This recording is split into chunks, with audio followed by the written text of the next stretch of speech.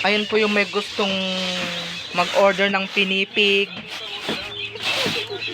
Ayan po, ayan. PM lang po ako sa gustong umorder ng pinipig. Yan, gumagawa yung tito ko at saka yung tita ko. Ayan, sila. Yan.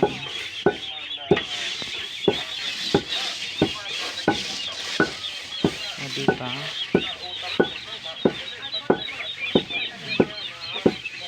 Sako-sakong pinipig po ang ginagawa nila.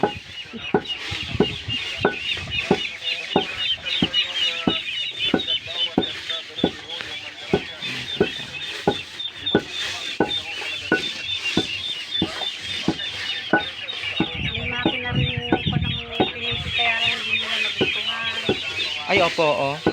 Maraming sungot.